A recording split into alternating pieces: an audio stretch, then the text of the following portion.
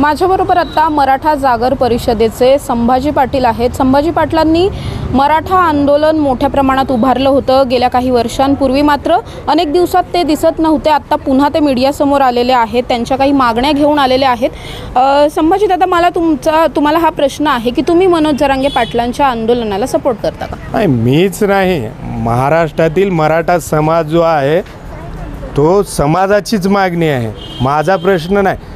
जरांगे पाटलांच्या आंदोलनाला म्हणण्यापेक्षा ही मागणी मी आणि माझे सहकारी 2011 पासून मी या महाराष्ट्रामध्ये विदर्भातला काही भाग सोडला तर महाराष्ट्रातील मराठा समाजाला सरसकट कुणबी सर्टिफिकेट भेटलं पाहिजे आणि लोकसंख्येच्या प्रमाणानुसार OBC मध्ये त्यांना हक्क मिळाला पाहिजे, हीच मागणी घेऊन मी फिरलोय महाराष्ट्रभर। तीच मागणी होती माझी, पण ज्यानंतर आणि याच मागणीसाठी मी वेळोवेळी महाराष्ट्रभर सभा घेतल्या, रॅल्या काढल्या आणि आमरण उपोषण सातत्यपूर्ण करत आलो। 17 दिवस हे मी पाण्यावर आमरण उपोषण केलं चौथ्या वेळेचं।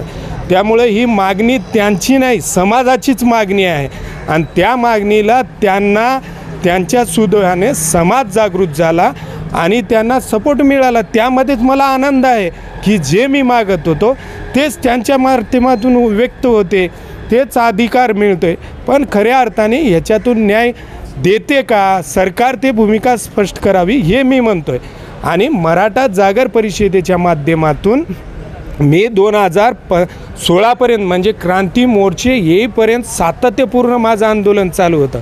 जेव्हा मला वाटलं की मराठा क्रांती मोर्चा सुरू झाले, समाज जागृत झाला, तेव्हा मी समाजाच्या माध्यमातूनच मराठा क्रांती मोर्चाच्या माध्यमातूनच आमरण उपोषण केलं आणि सारथी संस्था मिळवली, वसतिगृहाच्या संदर्भात मागणी पूर्ण करून घेतली, ते अजून पूर्ण त्यांनी केली नाही। आणि 12 आणि 13% जे आरक्षण होतं ते 17व्या दिवशी आमरण उपोषण जेव्हा मराठा समाजाला जाहीर झालं तेव्हा मी आमरण उपोषण सोडलं। तुम्ही आता ज्या 12 आणि 13% आरक्षणाचं बोललात ते आरक्षणसुद्धा कोर्टात टिकलं नाही, आता पुन्हा 10% आरक्षण देण्यात आलं, हे तरी टिकेल असं वाटतंय का? नाही, खऱ्या अर्थाने 12 आणि 13% हे मला वाटते की देवेंद्रजी फडणवीस जर असते तर कदाचित ते मराठा समाजाला चालू राहिलं असतं। महाविकास आघाडी त्यांनी दिल्यानंतर जवळपास 1.5 वर्षे ते आरक्षण टिकलं। मला वाटते 9/9/2020ला स्थगिती आले, ते महाविकास आघाडीच्या काळामध्ये आले। त्यांनी सातत्यपूर्ण अभ्यासपूर्ण सामर्थ्याने ते मांडलं नाही। जर त्यांनी मांडलं असतं तर कदाचित 12 आणि 13% सुप्रीम कोर्टात टिकलं असतं असं मला वाटते, पण त्यांनी प्रयत्न केला नाही, जाणीवपूर्वक केला नाही।